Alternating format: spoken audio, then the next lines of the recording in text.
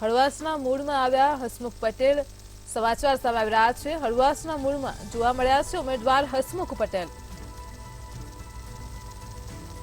તો અમદાવાદ પૂર્વ લોકસભાના ઉમેદવાર છે હસમુખ પટેલ, જેઓ હળવાસના મૂળમાં જોવા મળ્યા છે। અનેક રેલીઓ કરી, અનેક સભાઓ કરી।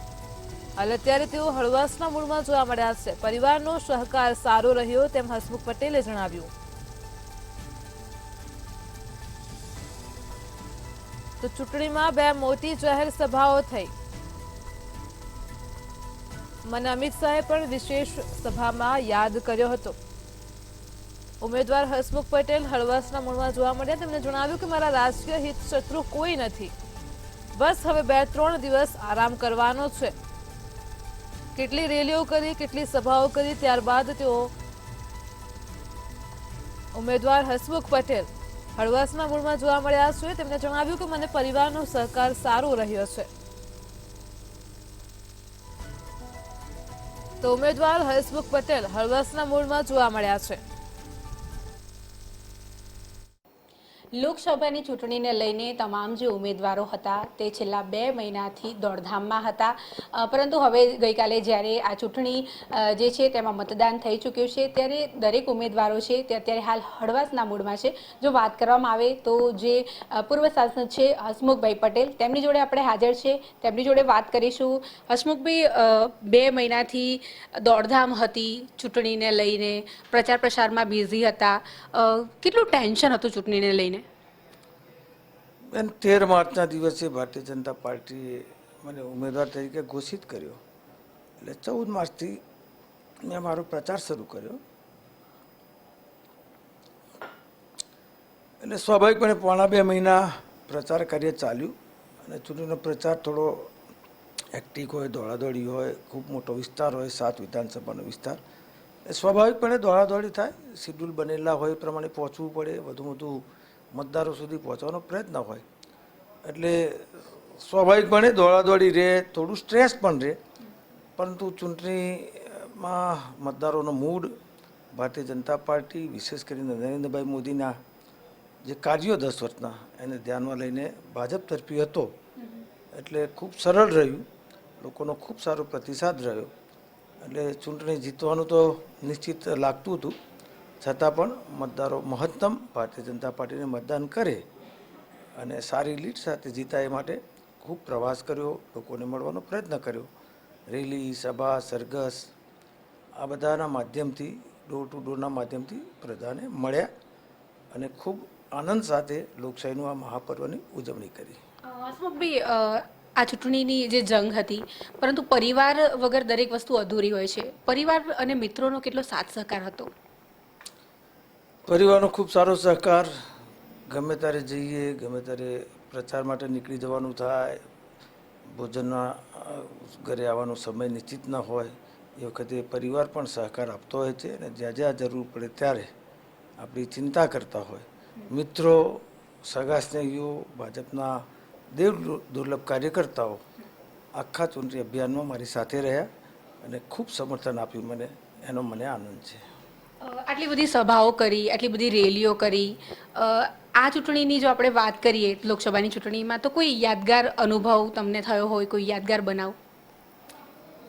મેં દરેક વોર્ડ્સ બાઇક રેલીનું આયોજન કર્યું હતું।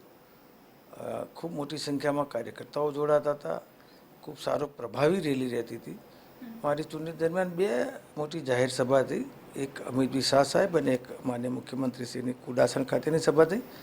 યાદગાર પળની વાત કરું તો નરોડા ખાતે આયોજિત અમારા કેન્દ્ર સરકારના ગૃહ અને સહકારિતા મંત્રી અમિતભાઈ શાહ સાહેબે જે સંબોધન કર્યું, એમાં એમના સંબોધનના અંતે મારા માટે જે વિશેષ શબ્દો પ્રયોજ્યા, મારી કામ કરવાની પદ્ધતિ વિશે, પ્રજાના પ્રશ્નોને વાચા આપવાની, મારી કેન્દ્ર સરકારમાં મંત્રીઓ સાથે મારા પ્રશ્નોને લઈને હું જતો, એ બધી વાત એમણે જે શબ્દોમાં ભાવ સાથે મૂકી, એનાથી મને ખૂબ આનંદ થયો। મારા માટે યાદગાર પળો હતી કે મારા રાષ્ટ્રીય નેતા, ગુજરાતના પનોતા પુત્ર અને વિરાટ વ્યક્તિત્વના માલિક અમિતભાઈ શાહ સાહેબે મારા માટે ખૂબ સારા શબ્દો પ્રયોજ્યા, એ બદલ મને ખૂબ આનંદ થયો।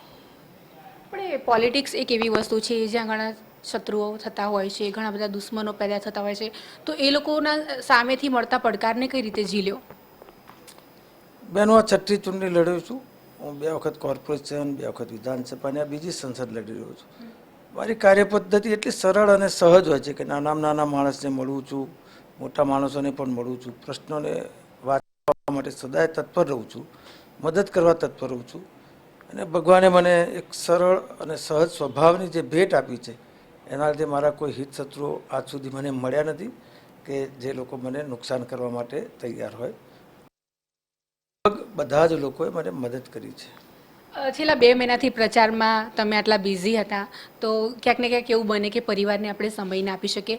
હવે હળવાશની પળો શરૂ થઈ છે, જ્યાં સુધી રિઝલ્ટ ના આવે ત્યાં સુધી, તો પરિવાર સાથે કોઈ પ્લાનિંગ કર્યું હોય એવું? હાલ તો કોઈ પ્લાનિંગ નથી કર્યું.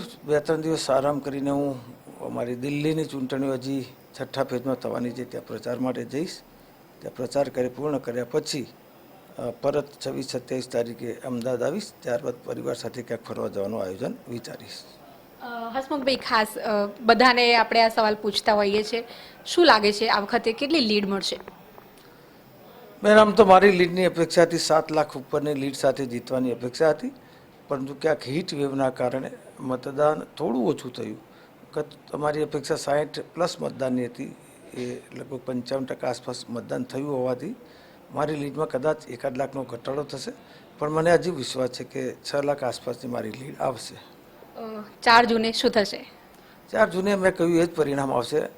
5.5-6 લાખ કરતાં વધુ લીડ સાથે ભારતીય જનતા પાર્ટીના ઉમેદવાર તરીકે મારો વિજય થવાનો છે.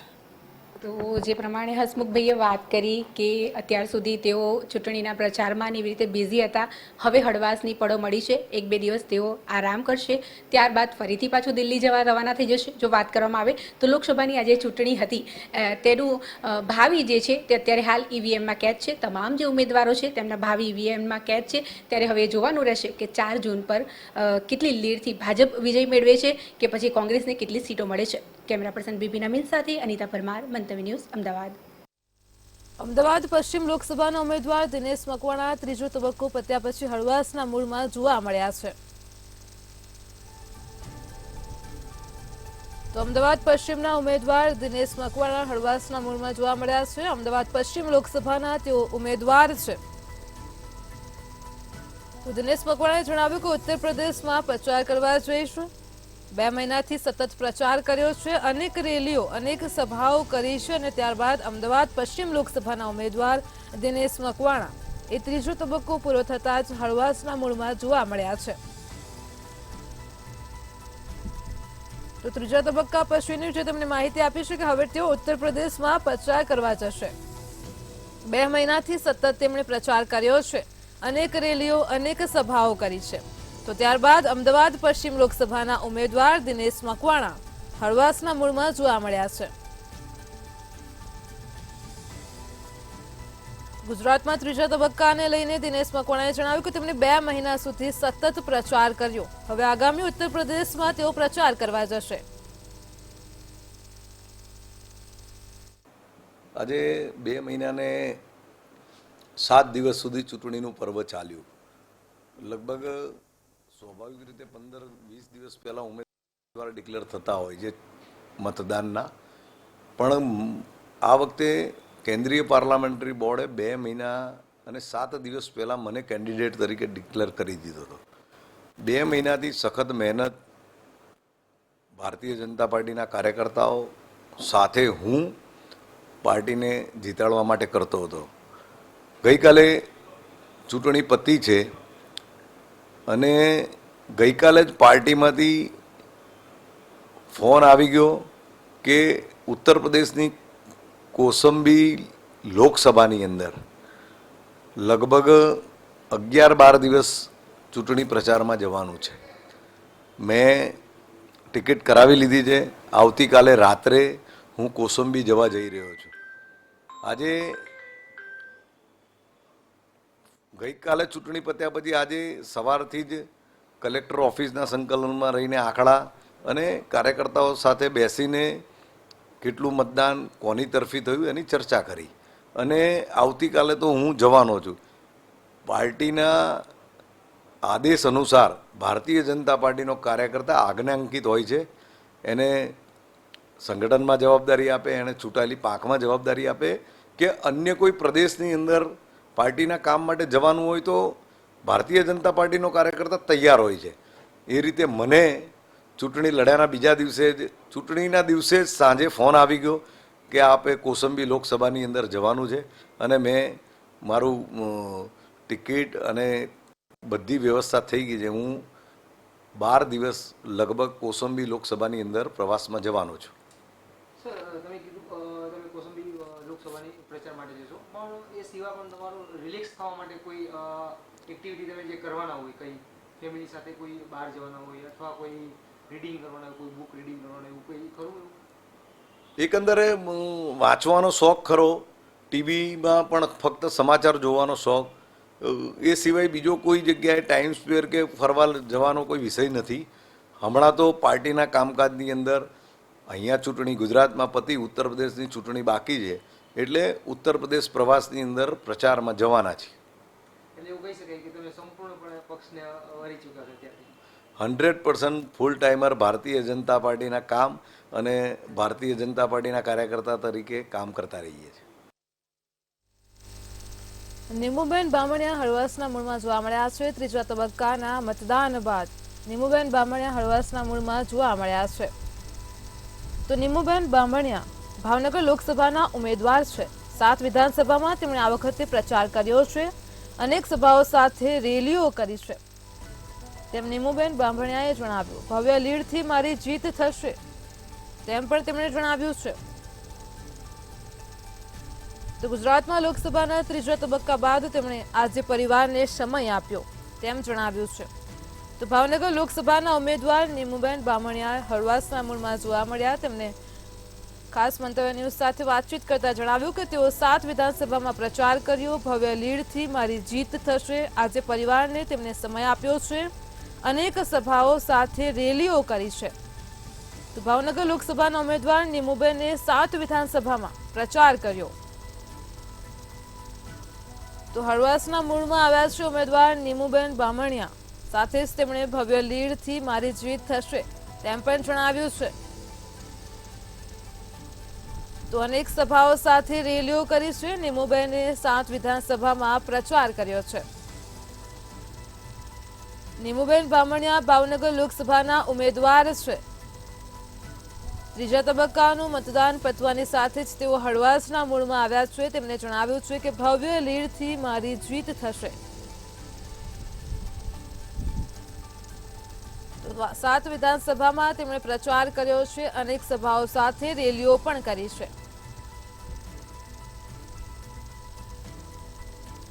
ભાવનગર લોકસભાના ઉમેદવાર નીમુબેન બામણિયાએ પરિવારને સમય આપ્યો. તેમણે જણાવ્યું કે ભવ્ય લીડથી મારી જીત થશે. 7 વિધાનસભામાં તેમણે પ્રચાર કર્યો. અનેક સભાઓ સાથે અનેક રેલીઓ પણ કરી.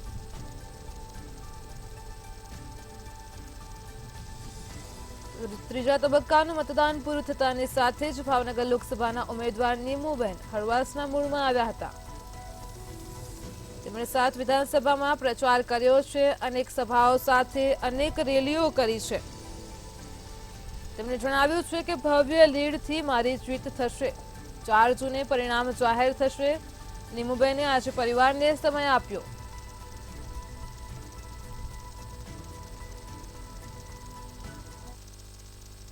બે 2024 લોકસભાની ચૂંટણીના હવે કહી શકાય કે ત્રીજા તબક્કાનું મતદાન ગુજરાતનું પૂર્ણ થઈ ગયું છે.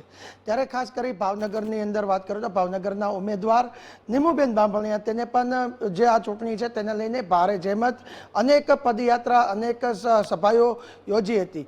આખરે જ્યારે ચૂંટણીના પરગંબા પૂર્ણ થઈ ગયા છે ત્યારે કહી શકાય કે ઉમેદવારનો હળવાસનો પલ હવે કેવો વીતી રહ્યો છે, સીધી જ વાત આપણે કરશું. બેન, શું કહેશો?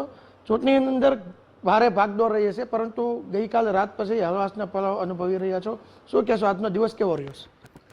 ચૂંટણીના સમય હવે પૂરો થયો છે, ત્યારે આજે હું મારા ઘરમાં મારા દીકરો નાનો જે છે 1.25 વર્ષનો, એને રમાડી અને મેં મારો સમય પસાર કર્યો છે. અને મારા ઘરમાં પણ બધા સભ્યો સાથે પહેલાં સમય નહોતો મળતો ચૂંટણી સમયે, તો અત્યારે આજે મારા ઘર પરિવાર સાથે પણ હળવાશથી બધાની સાથે વાતો કરીને એમાં સમય પસાર કર્યો છે. મારા રૂટિનની અંદર જે પણ કાંઈ કામ આવતા હોય એ મેં રૂટિન કામ કર્યા છે. અમારા શેરીની અંદર પણ અમારા બહેનો છે એ અમને મળવા આવ્યા હતા, તો એમની સાથે પણ વાતો કરી અને મારો સમય મેં પસાર કર્યો છે. બેન, ખાસ કરી વાત કરો કે લોકસભાની ચૂંટણી હતી, પ્રચાર કરવા નીકળતા હતા, ગામડે ગામડે ફર્યા છો, લોકોનો કેવો પ્રતિસાદ હતો અને ચૂંટણીનો જે પ્રચારનો જે અનુભવ કે લોકસભા એટલે ઘણા ગામડાઓ ખૂંદવા પડતા હોય છે, તે કેવો રહ્યો છે? લોકોનો પ્રતિસાદ કેવો રહ્યો? ચૂંટણીના સમયે 7 વિધાનસભાનો મેં ઘણો પ્રવાસ કર્યો છે. ગામડે ગામડે પણ જઈને પ્રવાસ કર્યો છે. અમારા કાર્યકર્તા દ્વારા, અમારા પદાધિકારી દ્વારા અનેક સભાઓનું આયોજન થતા, રેલીનું આયોજન થતું. તો આ બધા જ કાર્યક્રમોની અંદર મેં મારી પોતાની હાજરી આપી અને આ કાર્યક્રમોની અંદર ખૂબ સારો પ્રતિસાદ અમને મળતો હતો. અને ગામડે ગામડે જઈ લોકો પણ અમારું ઉમળકાભેર સ્વાગત કરતા હતા, ઢોલ નગારા વગાડી, બહેનો કુમકુમ તિલક કરતા હતા, બહેનોની રેલી, બહેનોની સભાઓ, આ બધા જ અનુભવો મારા ખૂબ સારા રહ્યા. અને ગામડાનો પ્રવાસ, શહેરની અંદર પૂર્વ અને પશ્ચિમ વિધાનસભાના જે 13 વોર્ડ છે એ 13 વોર્ડની અંદર પણ અનેક કાર્યક્રમો, સભાઓ છે, રેલીઓ છે, એ બધા જ અમે કાર્યક્રમો કરી અને ચૂંટણીનો ખૂબ સારો પ્રચાર અમે કર્યો છે. ખાસ કરી બેન વાત કરીએ તો ભાવનગર શહેરનું નેતૃત્વ તો આપણે 2 વખત મેયર પદ રહીને કર્યું છે. હવે લોકસભાની ચૂંટણીનું ઉમેદવાર તરીકે પણ આપ ઊભા રહ્યા છો.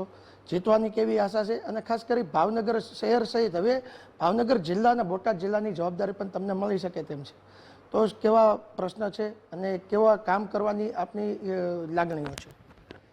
ભારતીય જનતા પાર્ટીના કાર્યકર્તા તરીકે બૂથ પ્રમુખથી શરૂ કરી મેં મહિલા મોરચા તરીકે, પ્રમુખ તરીકે પણ મને પાર્ટીએ જવાબદારી આપી હતી.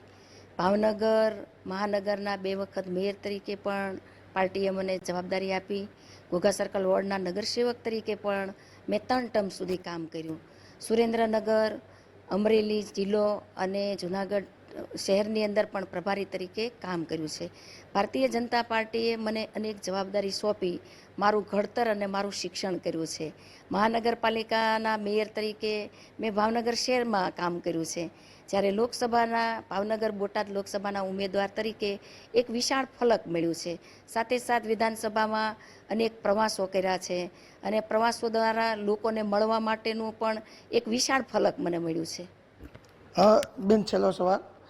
જે રીતના ચૂંટણીનું મતદાન થયું છે, ગયા વર્ષ કરતાં, ગઈ લોકસભા કરતાં ક્યાંક ને ક્યાંક ઘટ્યું એવું લાગે છે, પરંતુ જીતની આશા કેવી છે? લોકોના, મતદારોના જે પ્રતિસાદ આપને ચૂંટણીના સભાઓ વખતે મળ્યા છે, તેને લઈને આપને જીતની આશા કેવી રહે છે? નરેન્દ્રભાઈના નેતૃત્વમાં 10 વર્ષના શાસનની અંદર અનેક ઐતિહાસિક કામો થયા છે, ઐતિહાસિક નિર્ણયો લીધા છે. દેશના સૌથી લોકપ્રિય વડાપ્રધાન નરેન્દ્રભાઈ મોદી સાહેબે સૌનો સાથ સૌના વિકાસના મંત્રને લઈ દરેક સમાજને વિકાસના ફળો મળ્યા છે. ત્યારે ભારતીય જનતા પાર્ટીનું કાર્યકર્તાઓનું મોટું વટવૃક્ષ છે.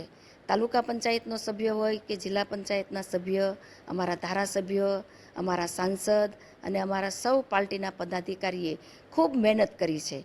બધાએ એક સાથે તાલ મેળવી અને ખૂબ અમે કામ કર્યું છે.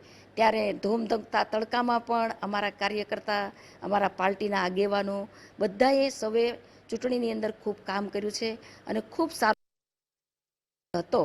નરેન્દ્રભાઈના નેતૃત્વમાં વિકાસના ફળો લોકોને મળ્યા છે અને ત્યારે અમે શ્રેષ્ઠ પરિણામ પણ લાવશું અને એવો અમને ચોક્કસ ભરોસો છે. તો આ ભારતીય જનતા પાર્ટીના ભાવનગર 15 લોકસભાના ઉમેદવાર નીમુબેન બાંભણિયા, તેને સતત 2 મહિના સુધી લોકોની વચ્ચે પોતાના ઉમેદવારી બાદ સભાઓ, રેલી યોજી અને હવે તે ચૂંટણી પૂર્ણ થતાં હળવાશ અનુભવે છે. પોતાનો સમય છે તે સૌ પ્રથમ પોતાના પરિવાર સાથે અને પોતાના પરિવાર અને બાળકો સાથે વિતાવી રહ્યા છે. પરંતુ ખાસ હવે આવનાર જૂની રાજકીય પક્ષ સાથે ભાવનગરની જનતાની પણ નજર ચૂંટણીના પરિણામ પર રહેશે કે ચૂંટણીનું પરિણામ શું આવે છે. હિરેન ચૌહાણ, મંતવ્ય ન્યૂઝ, ભાવનગર. વલસાડ લોકસભાના ઉમેદવાર ધવલ પટેલ હળવાસના મૂળમાં આવ્યા છે. તો ત્રીજા તબક્કાનું મતદાન પૂરું થતાની સાથે જ વલસાડ લોકસભાના ઉમેદવાર ધવલ પટેલ હળવાસના મૂળમાં જોવા મળ્યા છે. તો ચૂંટણીમાં કાર્યકરો અને નેતાઓની પરીક્ષા થઈ છે. ધવલ પટેલે જણાવ્યું કે 50 દિવસ સભાઓ અને રેલીઓ કરી નેતાઓ અને કાર્યકરો હાલ તો હળવાશની પણો માણી રહ્યા છે. ધવલ પટેલે તેમના આગળના કાર્યક્રમ વિશે જણાવતા કહ્યું કે હવે મુંબઈના પ્રચાર કરવા જશે. તો ગુજરાતની 25 બેઠકો ઉપર મંગળવારે મતદાન પૂર્ણ થયું. રાજ્યમાં સૌથી વધુ મતદાન વલસાડ લોકસભા બેઠક પર નોંધાયું. તો વલસાડ બેઠક પર ભાજપના ઉમેદવાર ધવલ પટેલે નોંધપાત્ર મતદાન બદલ મતદારોનો આભાર પણ માન્યો. તેમણે જણાવ્યું છે કે હવે તેઓ આગામી મુંબઈમાં પ્રચાર કરવા જશે. હાલ તો રાજ્યમાં નેતાઓ અને કાર્યકરો હળવાશની પળો માણી રહ્યા છે. ધવલ પટેલે જણાવ્યું કે 50 દિવસ સુધી તેમણે સભાઓ અને રેલીઓ કરી. તો વલસાડ લોકસભાના ઉમેદવાર ધવલ પટેલ હળવાશના મૂળમાં જોવા મળ્યા હતા. લોકસભાની સામાન્ય ચૂંટણીમાં સૌથી વધુ મતદાન ત્રીજા તબક્કામાં સૌથી વધુ મતદાન વલસાડની લોકસભા બેઠક પર નોંધાયો છે. તો વલસાડ લોકસભા બેઠકના ઉમેદવાર ધવલ પટેલ 50 દિવસ સુધી સભાઓ અને રેલીઓ કરી.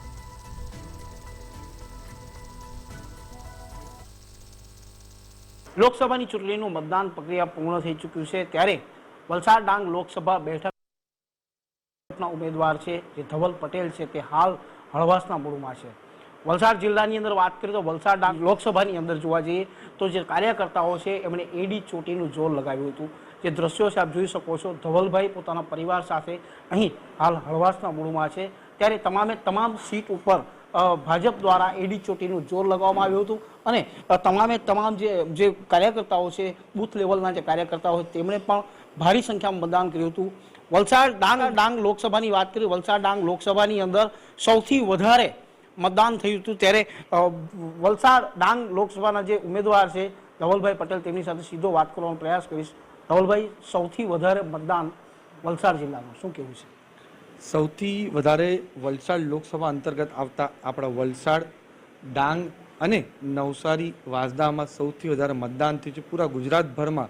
અને એના માટે તો પહેલાં અમારા ભારતીય જનતા પાર્ટીના સનિષ્ઠ કાર્યકર્તા પેજ સમિતિના સદસ્યોનું ખૂબ ખૂબ ધન્યવાદ કહેવા માગું છું કે દરેક ઘરો દરેક મતદાર લગીને એમને પહોંચ્યા અને મતદારોને મતદાન મથક લગીને લાવીને પૂરા ગુજરાતભરમાં રેકોર્ડ બનાવ્યો. એના માટે પહેલાં તો કાર્યકર્તાઓને ખૂબ ખૂબ ધન્યવાદ.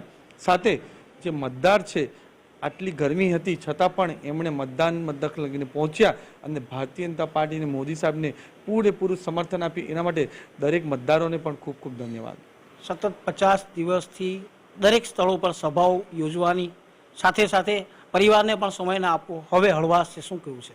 જી, છેલ્લા 50 દિવસથી એટલે 13 માર્ચથી અમે સતત લોકસંપર્ક કાર્યક્રમમાં અમે લાગ્યા હતા.